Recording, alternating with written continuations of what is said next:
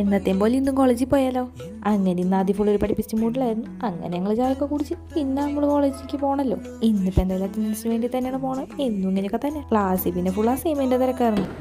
So politics in a nutshell is about power and how it's distributed within a society.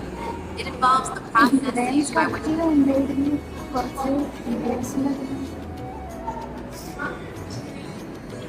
My bad. Let me simplify it. Politics is about who gets what, when.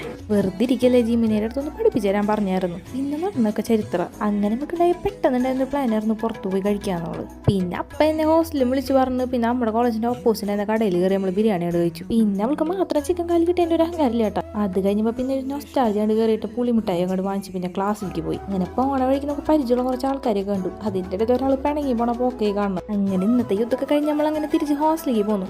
അപ്പം മറ്റന്നാ കാണാം. Bye guys.